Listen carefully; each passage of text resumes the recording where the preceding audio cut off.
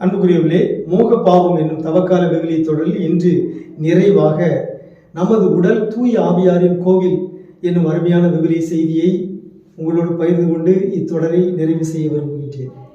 1 கொரிந்தியர் 6ஆம் அதிகாரம் 19, 20 இறைமொழிகளில் பவுலடியார் சொல்கிறார், உங்கள் உடல் நீங்கள் கடவுளிடமிருந்து பெற்றுக்கொண்ட தூய ஆவி தங்கும் கோவில் என்று தெரியாதா?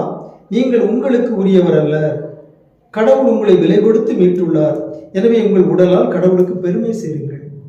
இது எந்த பின்னணியில் சொல்கிறார் என்றால், பரத்தமை விட்டு விலகுதல் என்று தலைப்பு கொடுக்கப்பட்டிருக்கிறது 12ஆம் இறைமொழி முதல். அந்த பின்னணியில் தான், அந்த சூழ்நிலையில் தான் இதை சொல்லுகிறார்.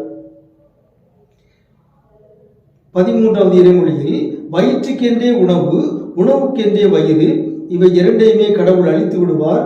உடல் பரத்தமைக்கு அல்ல, ஆண்டவருக்கே உரியது, ஆண்டவரும் உடலுக்கே உரியவர் என்று சொல்லிவிட்டு நிறைவாக பவுலடியார் சொல்கிறார், உங்களுடைய உடல் தூய ஆவியாருடைய கோவில்.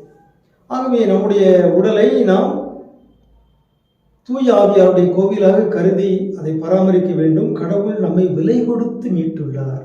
அந்த விலை இயேசுவின் விலை மதிக்க முடியாத திரு ரத்தம் என்று பேதுரு சொல்கிறார்.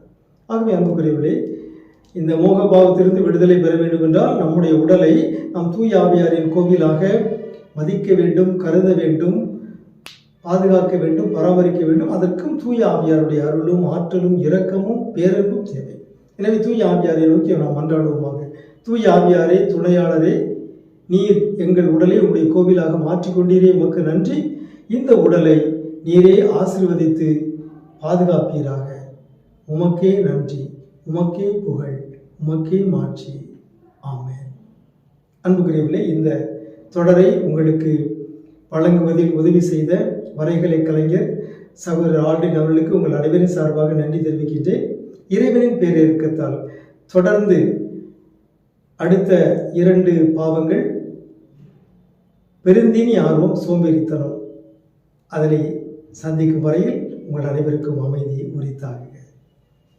உன் மகனேனும் தகுதியிற்றே, உன் மகளேனும் தகுதியிற்றே.